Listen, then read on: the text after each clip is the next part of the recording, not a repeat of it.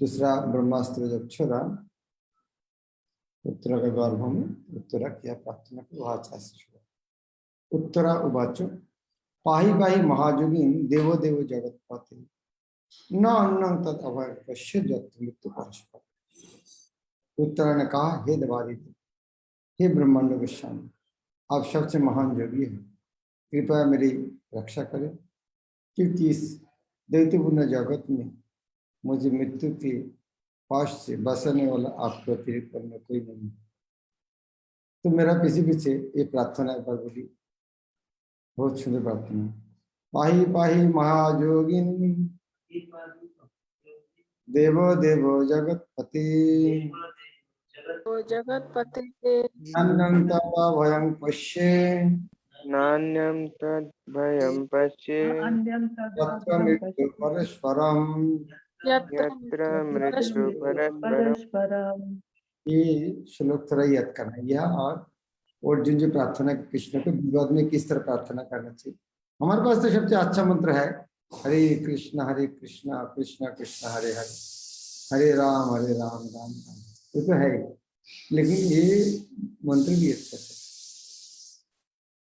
तात्पर्य यह भौतिक जगत द्वैतपूर्ण है, क्योंकि ये द्वैतपूर्ण जगत क्या है, या इस तत्व को जोड़ते हैं। तो द्वैतों का अर्थ हम जानते हैं, द्वैत अर्थात दो, द्वैत डुअलिटी क्या है, बहुत बार सुना है। डुअलिटी क्या है, अच्छा बुराई, ठंडी गर्मी,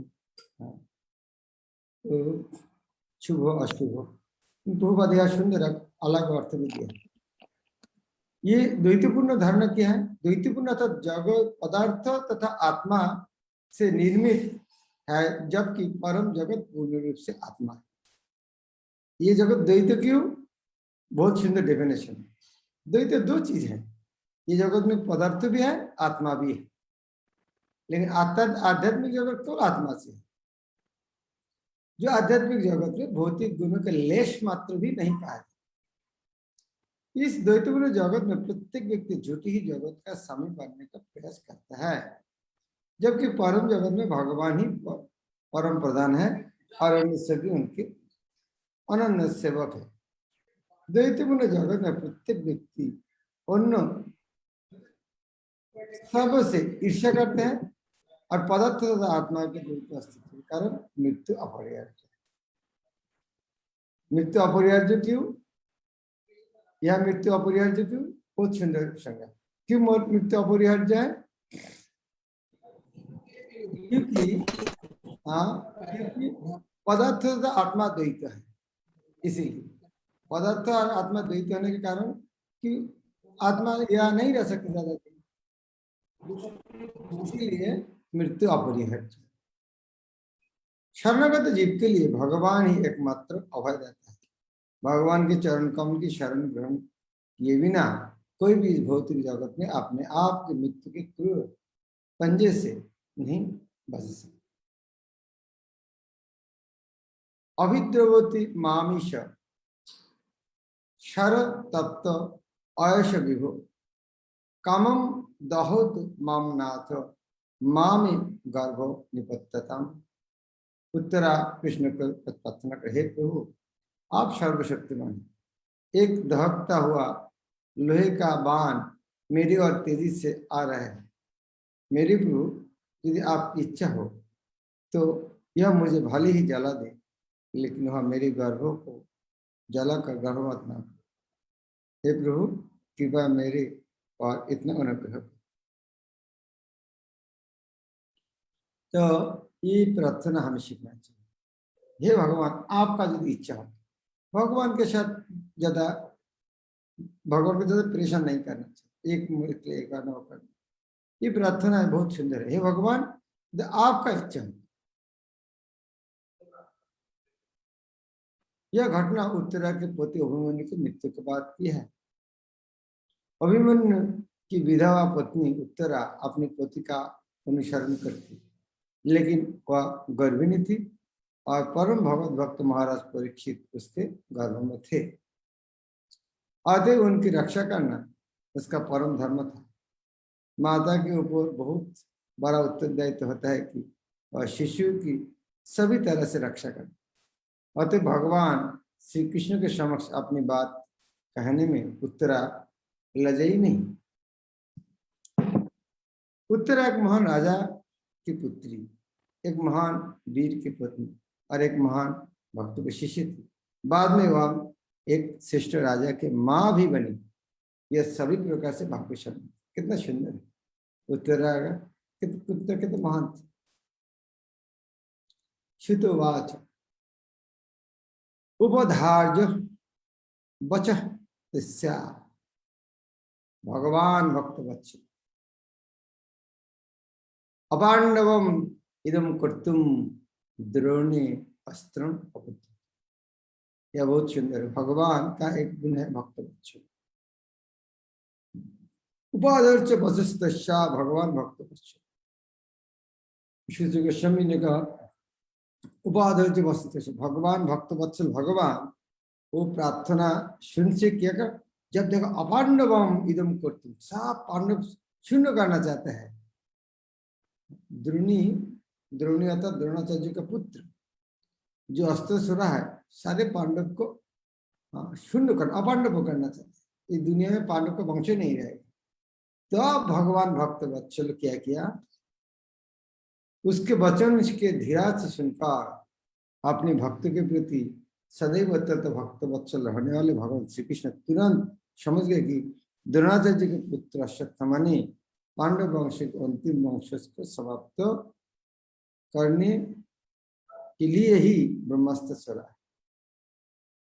भगवान सभी तरह से निष्पक्ष है, तो भी वही अपने भक्ति का पक्ष लेते, क्योंकि प्रत्येक व्यक्ति के कल्याण के लिए इसकी नितांत आवश्यकता है।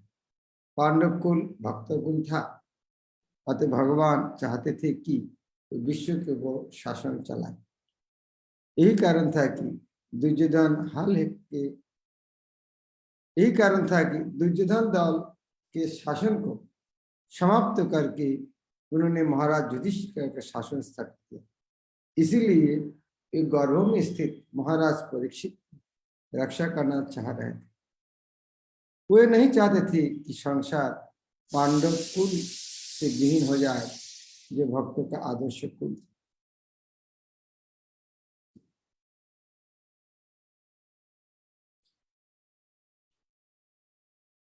तरी एवं अर्थ मुनि श्रेष्ठ पांडवा पंचशायोका आत्मनो भी मुखान दीप्तान आलोक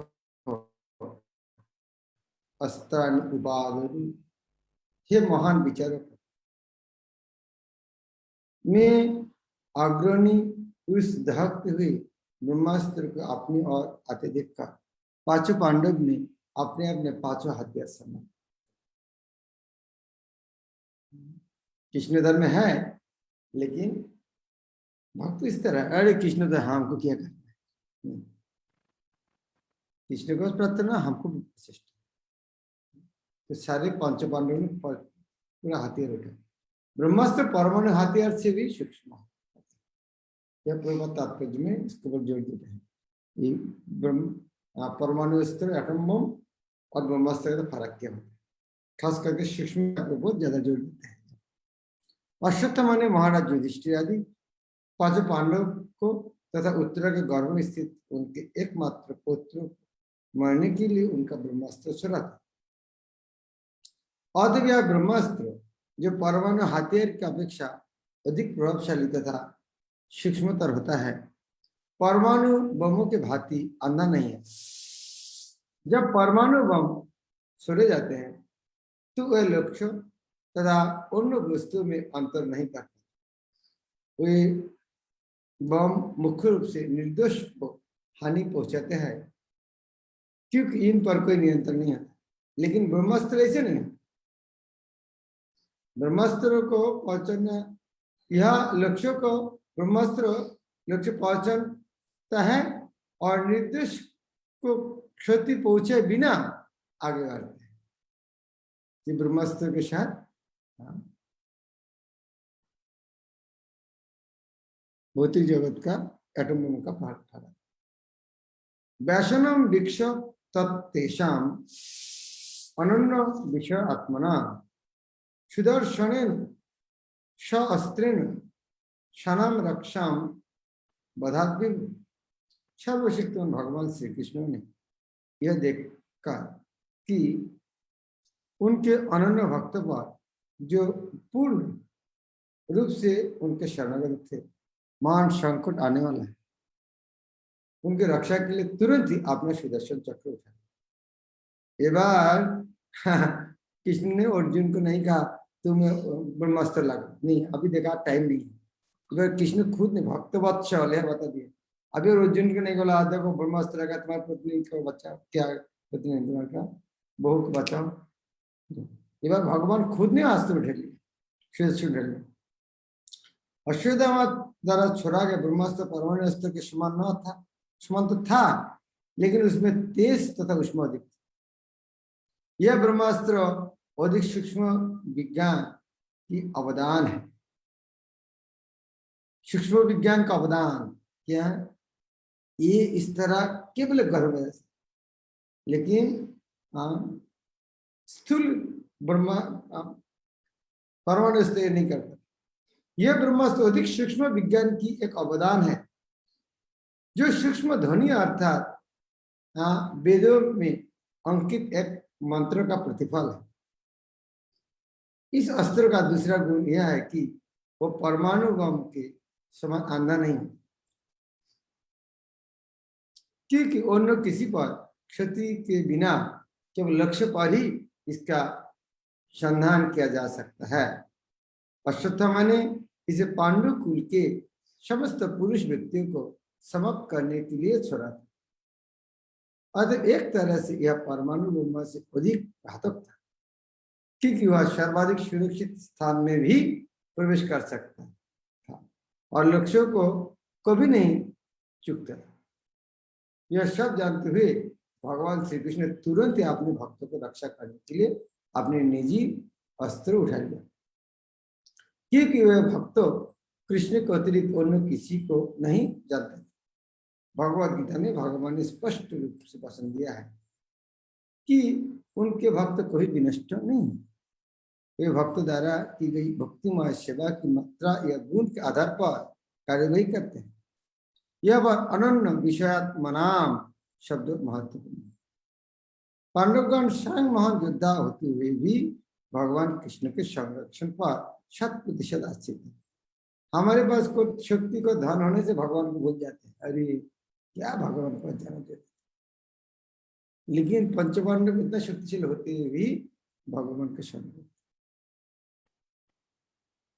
लेकिन भगवान के ही भगवान है कि बड़े से बड़े योद्धा को उपेक्षा करके खान खान में उनका विनाश कर देते। जब उन्होंने देखा कि अश्वत्थामा के ब्रह्मास्त्र को काटने के लिए पांडव के पास बिल्कुल नहीं रह गया, तो उन्होंने अपना पवन को भी तोड़ते हुए मैं अस्त्र धारण नहीं करूंगा, ये कृष्ण ने प्रतिज्ञा किया था। कृष्ण प्रतिज्ञा किया मैं अस्त्र धारण नहीं करूंगा, लेकिन उन्होंने उनका पवन को तोड़ दिया और तुरंत अस्त्र उठा लिया। जितने भी कुरुक्षेत्र में युद्ध समाप्त प्राय था, तो भी आपने पवन के अनुसार उन्होंने अपना अस्त्र नहीं उठाना चाहिए था, लेकिन इस समय तो पवन की अपेक्षा आपातकाल अधिक महत्वपूर्ण, वे भक्त वत्सल के रूप में अधिक सुविदित है। अतः वो ऐसे सांसारिक आशीर्वादी नहीं बनना चाहते जो कभी अपना पवन नहीं करते, अभी तो उन्होंने भक्त वत्सल बने रहना अधिक पसंद है। ये बहुत महत्वपूर्ण है। अरे आदमी क्या बोलेंगे, कृष्ण उनका पवन तोड़ दिया है भाई और युद्ध नहीं करेंगे, लेकिन कृष्ण को समान दो रास्ता खोला है, खुद को पवन रखेंगे कि वो भक्तों का रक्षा करेंगे।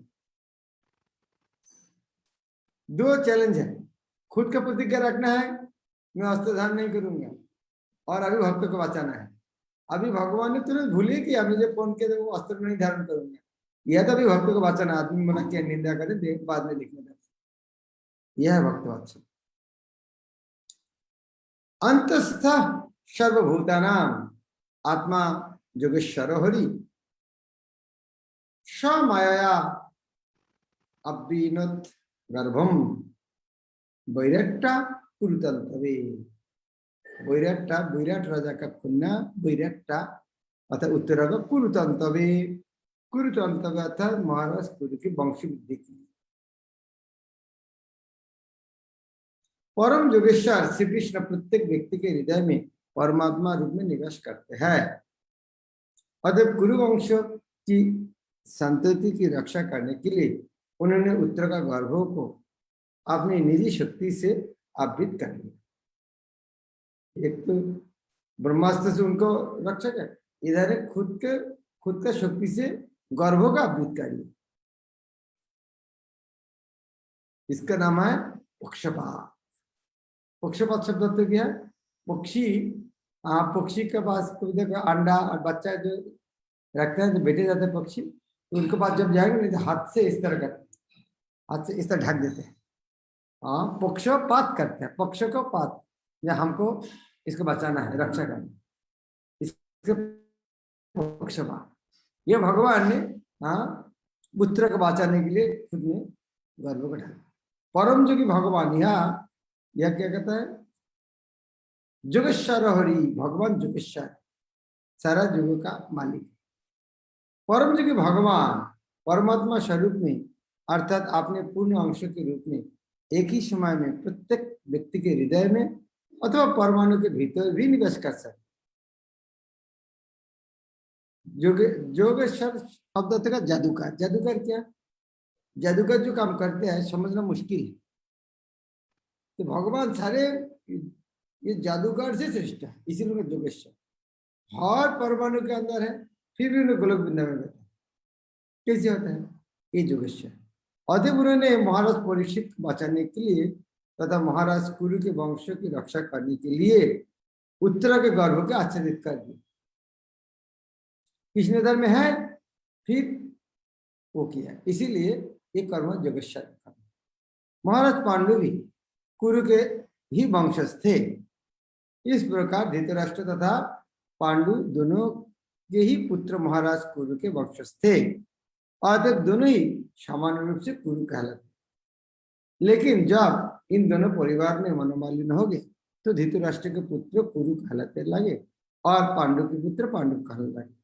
क्योंकि कुरुक्षेत्र के युद्ध में धृतराष्ट्र के सारे पुत्र तथा पुत्र मारे जा चुके थे और इस वंश का अंतिम पुत्र कुरुपुत्रों के नाम के अभिहित किया गया है। यह पूछना कुरुतंतवे। कुरुतंतवे कुरु वंश को रक्षा करने, यह केवल कुरु वंश को रक्षा करने के लिए, यह पांडव वंश को रक्षा करने के लिए बताएंगे कुरुतंतवे।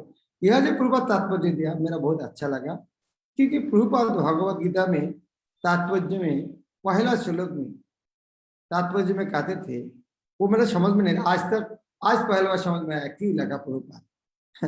आप लोग देखा कि नहीं देखा ध्यान से? इतना दिन बाद मेरा आज समझ में आया प्रभुपाद क्यों लगा। बहुत दिन से किसी को पता ही नहीं प्रभुपाद क्यों लगा इससे। प्रभुपाद भगवत गीता में तात्पर्य में लास्ट में देखा था, हिंदी भगवत गीता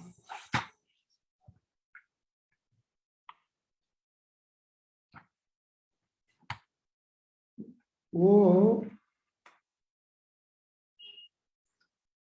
लास्ट पैरा में लिखते हैं, एक एग्जाम्पल जिस तरह पेडी फील्ड से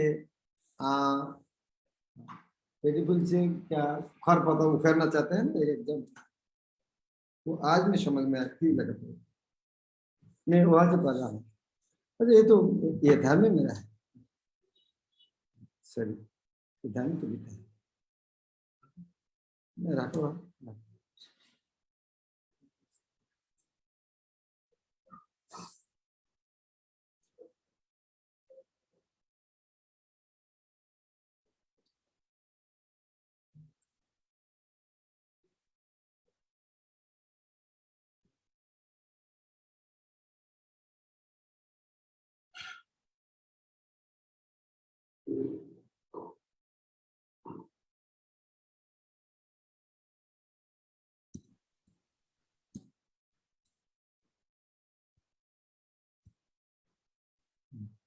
पहला श्लोक का तात्पर्य में लास्ट में पूर्वज लिखते हैं,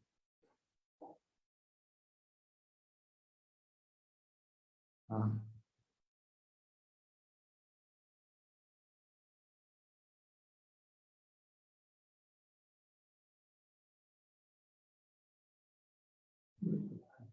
पांडव तथा धृतराष्ट्र के पुत्र दोनों की एक वंश से संबंधित थे, किंतु यहाँ पर धृतराष्ट्र के वाक्य से मनोभेद प्रकट होते हैं। उसने जानबूझकर अपने पुत्र को कुरु कहा और पांडु के पुत्र के वंशों के उत्तराधिकारी से विलग कर दिया। इस तरह पांडु के पुत्र अर्थात आपने भतीजों के साथ धृतराष्ट्र के विशिष्ट मनो। तो यह पूर्वज लिखते हैं, उसने जानबूझकर अपने पुत्रों को कुरु कहा और पांडु के पुत्रों को वंशज के उत्तराधिकारी से विलग कर दिया। मेरा ये श्लोक में समझ में नहीं है, कहा कुरु कहा यहाँ पर, कैसे विलग कर दिया। मामो का पांडव पे किम कुरु संजय, ये कुरु वंश तो लिखा ही नहीं है, मेरे समझ में नहीं आता है। तो यह आज तात्पर्य में पेश करा होता। आज तात्पर्य में क्या बोला प्रभुपाद, जब उनको कुरु कहा, जब पांडव कहा है, इसको तो कुरु नहीं है। जब अर्जुन का पुत्र कुरु कहा है, बोला तुम लोग पांडव है, इसका अर्थ तुम कुरु वंश नहीं है, अर्थात वो वंशों से पूरा अलग करना चाहते। तो इतना दिन बाद आज तात्पर्य जब समझ में आया कि पूर्ववाद ने पूरा डिटेल्स कहा नहीं, मतलब ये लाइन में समझ में आया, कुरु वंश तो लिखा ही नहीं इधर। लेकिन आज मेरा तात्पर्य में समझ में, हाँ, जब बोला हे पांडव, अर्थात तुम कुरु नहीं है, इसको अर्थ यही है, और तुम कुरु वंश का नहीं है। वास्तव में ये गाली भी अच्छा है। तो ये पांडव वंश भी सम्मानी वंश है, लेकिन साथ साथ उनको कुरु वंश से भी अलग नहीं करना चाहिए, ये बात भी सही है। तो यहाँ पूर्व तात्पर्य लिखते हैं, ये पांडव वंश था, फिर जो भी धृतराष्ट्र ने एक पांडव कर दिया है, लेकिन कृष्ण ने भी विधान कुरु तंतवे, क्योंकि कुरु वंश, क्योंकि दुर्योधन का धृतराष्ट्र का पुत्र सब नाश हो गया है, अभी पांडव वंश अर्थात कुरु वंश ही है रक्षा होगा। तो कुरु वंश को रक्षा करने के लिए कृष्ण ने ये कदम उठाया। यद्यपि अस्त्रम ब्रह्मशिरो तु अमोघम च अप्रतिक्रियम वैष्णवम तेज आसाद्य सम्मत भृगु अर्थात भृगु वंश का सम्मान, भृगु वंश श्रेष्ठ, अर्थात हे शौनक ऋषि, हे शौनक, यद्यपि अश्वत्थामा द्वारा छोड़े गया परम ब्रह्मास्त्र अमोघ था, अमोघ अर्थात अव्यर्थ, और उसका निवारण नहीं हो सकता था, लेकिन विष्णु के तेज के समक्ष वह निष्क्रिय हो गया और व्यर्थ है। भगवत गीता में कहा गया है कि दिव्य जज्जलमा तथा ब्रह्मज्योति भगवान श्री कृष्ण पर आश्रित। दूसरे शब्द में ब्रह्मतेज भगवान की किरण के अतिरिक्त और कुछ नहीं। जिस प्रकार की सूर्य किरण सूर्य से गोले से नहीं निकली किरण, गोले से ही निकली किरण है, अतः यह ब्रह्मास्त्र भी यद्यपि भौतिक रूप से अमोघ था, किंतु भगवान के परम तेज से पार नहीं पा सके। अश्वत्थामा द्वारा छोड़ा गया ब्रह्मास्त्र श्री कृष्ण द्वारा अपनी शक्ति के बल पर निष्क्रिय एवं व्यर्थ कर दिया, अर्थात उन्हें किसी की सहायता नहीं लेनी पड़ी, क्योंकि ये परम पूर्ण, इसीलिए जोगेश्वर का है। भगवान के लिए क्या आश्चर्य, मां मंस्था कि एतत् आश्चर्यम सर्वश्चर्य माया जय माया दिव्या चिजति अवति कि अंतजः हंति अजः। हे ब्राह्मण, इसे गुज्ज तथा अच्युत भगवान के कार्यकलाप में विशेष आश्चर्यजनक मत क्या आश्चर्यजनक नहीं है? ये भगवान के कम आश्चर्यजनक नहीं है? क्या बोल रहा है? यह बोला एक गुज्ज तथा अच्युत भगवान कार्यकलाप में आश्चर्यजनक मत से क्या लग रहा है? ये आश्चर्यजनक नहीं है? आश्चर्यजनक है, लेकिन ये बोलना चाहता है ये भगवान के लिए आश्चर्यजनक नहीं, हमारे लिए आश्चर्यजनक है। ये मत सोचो ये भगवान कैसे किया, ये अर्थ ये है। ये ब्राह्मणों, ये गुज्ज तथा अच्युत भगवान के लिए एक काम आश्चर्यजनक मत सोचो, उनके लिए असंभव क्या है? वे अपनी दिव्य शक्ति से समस्त भौतिक वस्तुओं का सृजन पालन तथा संघर्ष करते हैं, जो दिव्य स्वयं अजन्मा है। जीवों के नन्हे मस्तिष्क के लिए भगवान की कार्यकलाप सदैव अकल्पनीय है। परमेश्वर के लिए कुछ भी असंभव नहीं, लेकिन उनके सारे कार्य हमारे लिए आश्चर्यजनक लगते हैं, आश्चर्यजनक, और इस प्रकार वे सदा हमारी विचार शक्ति से सीमा से पर बने। आश्चर्य किसके पास लगता है? निर्बुद्धिमान है। जिस तरह आकाश में प्लेन जाते हैं, पूरा आश्चर्य बोलते हैं अल्प बुद्धि संपन्न। तो ये आश्चर्य किसके पास लगता है?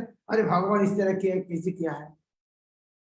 ये जो आदमी बोलते हैं वो बुद्धि कम है, लेकिन जो सोचता है अरे भगवान के लिए किया असंभव है, वो कौन बोलता है? भक्त है। तो सबसे बुद्धिमान कौन है? भक्त है। जो भगवान की तरह मान लिया है अरे भगवान के लिए किया असंभव, वो सबसे बुद्धिमान है। कृष्ण भक्त सबसे बुद्धिमान। भगवान सर्वशक्तिमान तथा पूर्ण परमेश्वर, भगवान 100% बोलिए, जबकि दूसरे अर्थात नारायण, ब्रह्मा, शिव, देवतागण तथा उन सारे जीव में ऐसी पूर्णता का कुछ प्रतिशत ही पाया जाता है। कोई भी न तो उनके तुल्य है न उनसे बाहर, वो अद्वितीय है। ब्रह्म तेजो विनिर्मुक्त आत्मजयी सह कृपया कृष्णया प्रयाण अभिमुखम कृष्णाम इदमहो पिताशति।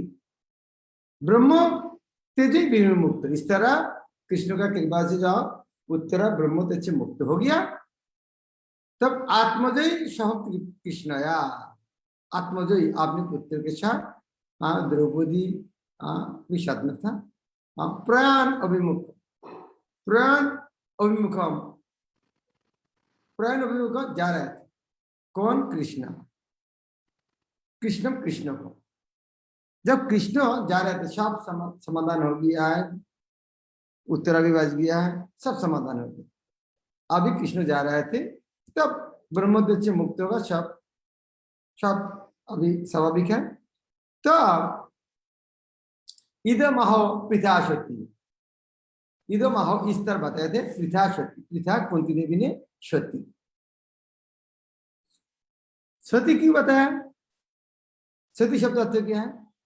सती अर्थ पतिव्रता, सती अर्थ पतिव्रता, लेकिन पूर्ववाद में यार सती शब्द अलग अर्थ दिया। सती अर्थात भगवान के भक्त, जो भगवान का भक्त नहीं असती है। ये बहुत जगह में है।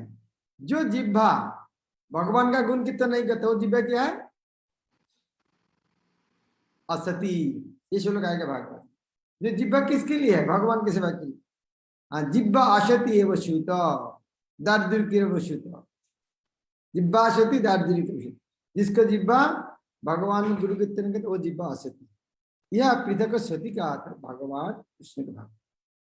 इसीलिए जो कृष्ण सेवा सरकार पोती सरकार दूसरा का बच जाता है उसको क्या बोलते हैं? व्यभिचारी, है ना? जो स्त्री स्वामी स्वर के दूसरा का बच जाते हैं उनका कहता है व्यभिचारी। उसी तरह कृष्ण स्वर के दूसरा को जो सेवा करने जाते हैं वो भी व्यभिचारी भक्ति है। लेकिन जो कृष्ण स्वर के किसी के पास नहीं जाता है उनका नाम अव्यभिचारी भक्ति। इसका ब्रह्मास्त्र के विकिरण से बस का भगवान के भक्त सती कुंती ने अपने 5 पुत्र तथा द्रौपदी से घर के लिए प्रस्थान करने के श्री कृष्ण को इस तरह संबोधित किया। भगवान श्री कृष्ण के प्रति अनन्य भक्ति के कारण कुंती को यहाँ पर सती कहा गया है। जब उसके मन को आगे दी हुई भगवान की स्तुति में व्यक्त किया जाएगा, भगवान का सच्चा भक्त कभी अन्य किसी से, यह तक कि संकट से उबरने के लिए भी किसी जीव या देवता से दया की भीख नहीं मांगता। भगवान भक्त किसी को बस नहीं जाता। किसी को पति है, पति छोड़कर दूसरा पुरुष के पास कुछ भीख मांगने जाते हैं, तो पति को अच्छा नहीं लगता। इसी तरह भगवान का भक्त दूसरा देव देवी बच जाता है, भगवान का अच्छा नहीं। यही विशेषता लगातार सारे पांडव कुल में बनी रही। वो एक कृष्ण के अतिरिक्त अन्य किसी को नहीं जानते। अतः भगवान इस सभी परिस्थितियों में उनकी हर प्रकार से सहायता करने की उद्यत रहते। यह भगवान का दिव्य स्वभाव है। वे भक्तों की निर्भरता का पुरस्कृत करते हैं। अतः मनुष्य को चाहिए कि अपूर्ण जीव या देवता से सहायता की याचना ना करे, अभी तो भगवान कृष्ण से याचना करें, क्योंकि वे अपने भक्तों को बचाने में समक्ष है। यह सती शब्द पूर्व तात्पर्य क्यों भगवान को भक्त बताया?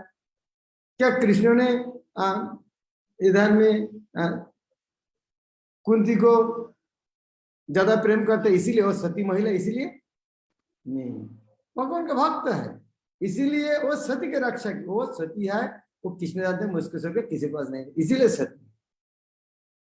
ऐसे सच्चा भक्त भी भगवान से सहायता को भी नहीं मांगता, किंतु भगवान अपने खुद की इच्छा से ऐसा करने के लिए सदैव उत्सुक रहता है।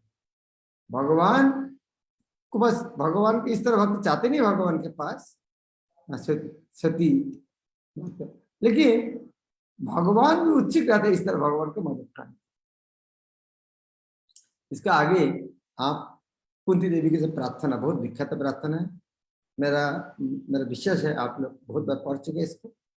इतना विख्यात है, प्रभुपाद इसके ऊपर अलग लेक्चर दिया। ये तो तात्पर्य में तो है ही, यह सब के प्रभुपाद ये श्लोक के ऊपर लेक्चर दिया। उसको कुंती देवी शिक्षा के अलग एक पुस्तक भी है। तो ये श्लोक सब याद कर सकते तो बहुत अच्छा। तो वो हम काल से पढ़ेगा नहीं, काल परसों 2 दिन छुट्टी है, क्योंकि अब लोग क्या बोले दिवाली का त्योहार मनाएंगे। कल दिवाली और परसों दिन अन्नकूट का कोई प्रवर्धन के बहुत कुछ बनाना होगा, व्यस्त रहेंगे, इसलिए 2 दिन छुट्टी है। तो 6 तारीख से पढ़ेंगे। और एक शुभ खबर है, 8वां अध्याय जब खत्म हो जाएगा, इस ग्रेस राधेश्याम प्रभु ने सम्मत हुआ है, उन्होंने 1 से 8 अध्याय को सारांश क्लास देंगे। हरे कृष्ण। ओके, क्वेश्चन पीएल माता जी का क्वेश्चन। हरे कृष्ण महाराज, कल जो आपने पढ़ाया था यहाँ पे लिखा है युधिष्ठिर ने 3 अश्वमेध यज्ञ किए और इंद्र ने 100। तो इसका ये तो अश्वमेध यज्ञ तो ये तो घोड़े की बलि होती है ना, तो ये इसका पर्पस क्या है? 3 अश्वमेध यज्ञ क्यों किया? हाँ, और इंद्र ने 100 किए, इसका रीजन थोड़ा समझा दे। इंद्र ने 100 किए, यहाँ पे लिखा है। इंद्र ने 100। अच्छा, वो 100 की। हाँ, ये अश्वमेध यज्ञ केवल घोड़ा बोली देना बड़ी बात नहीं है। अश्वमेध यज्ञ का असली उद्देश्य है, सिस्टम है, एक घोड़ा को छोड़ते हैं, उसका कपाल में विजय पत्र लिखते हैं, जो ये मेरा घोड़ा है, तो किसको यदि रोकने का इच्छा है तो हम उनका लड़ाई करेंगे, और यदि आप नहीं लगे तो जहां जहां घूम के आएगा वो एरिया मेरा है। इस तरह अश्वमेध यज्ञ को इस तरह जरूरी होता है, अर्थात विजय। वो घोड़ा जहां जहां घूम के आएगा कोई उसको रोकेगा नहीं, अर्थात हम मान लिए उनका वश्यता स्वीकार किया। वास्तव में वो अश्वमेध यज्ञ का मूल अर्थ होता है। तो जो इस तरह ये यज्ञ का बहुत धार्मिक कारण भी है, बहुत दान दक्षिणा करना पड़ता है। तो जो शास्त्र में लग जाए 100 टाइम इस तरह कर सकते हैं, वो स्वर्ग का इंद्र बन सकते, स्वर्ग का राजा बन सकते। लेकिन 3 बार करके इस तरह नहीं हो सकता। लेकिन युधिष्ठिर महाराज का अश्वमेध जो इतना इतना संपत्तिशाली, इतना अच्छा था, 3 बार से इंद्रदेव बहुत खुश हो गए। ये इतना, मैं तो सवार किया है लेकिन एक बार भी मेरा इतना इतना सुंदर नहीं हुआ, तो 3 बार में बहुत पसंद है। किशोरी माता जी। हाँ, हरे कृष्णा महाराज जी, थैंक यू वेरी मच, धन्यवाद प्रणाम महाराज जी। 10 नंबर श्लोक में आया कि भगवान से हमको ऐसा अप्रोच करना चाहिए, यदि आपकी इच्छा हो तो ये डिजायर पूरी कर दो।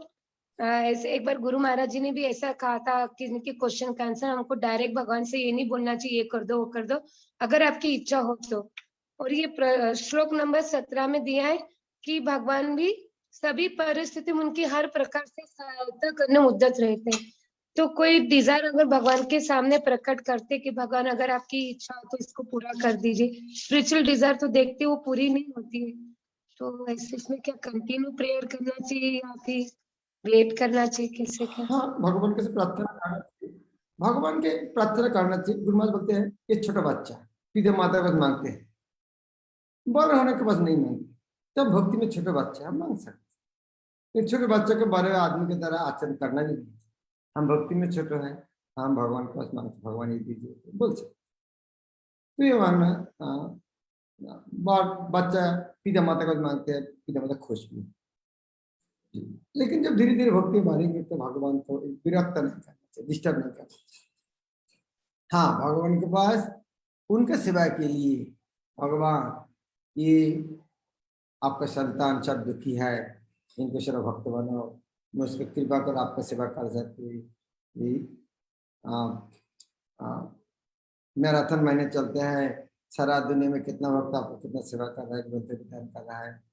प्रभुपाद ने, प्रभुपाद आचार्य ने कितना बार कहा है, यहाँ ग्रंथ विधान के माध्यम कृष्ण भक्ति जी तेजी से प्रचार होगा और सारा दुनिया हो रहा है, मैं नहीं कर पा रहा हूँ, आप थोड़ा कृपा करता है कि मैं आप ग्रंथ विधान आपको सेवा कर सकते हैं। इस तरह भगवान की सेवा के लिए प्रार्थना करना चाहिए।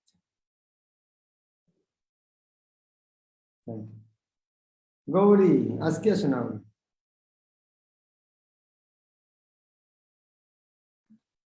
राम जन्म स्तुति। वाह, बताओ।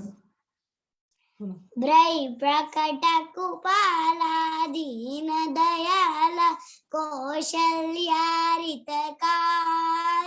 हर्षित महतारी मुनि मनुहारी अजबुत रूक विचारी लोचन मिवान तनु श्यामा निजायुध भुजारी दूषण अनुमान नयन विशाला शोभा सिंधु करारी कई दी कर जोरी स्तुति तोरी कय विनु अनंता माया गुण ज्ञान तीत माना वेद पुराण भजंता करुणा सुख स्वागर सब गुणागर जय गावय सुति संता सोम इंद लागी जन अनुलागी ब्रही प्रकट श्रीकंत ब्रह्मानिकाय मिदमाया रोम रोम पति वेदिक मम उड़ सोवासी यबुमासी सुनद नति धीर रे उपजा जब ज्ञान प्रभु मुस्काना यह चरित भज कीन कहे कही कथा सुवाई मातु बुझाए जे प्रकाश सुत प्रेम ले माता पुनि बोली सोमति डोली तजेवताति रूप की जय शिशु लीला अति प्रिय शीला यस अनूपा सुनि भजन सुजारा रोदन ठाना हुई बालक सुर भूप यह चरित जगावे हरिपद गावे तेन परन भूपा। हरे कृष्ण।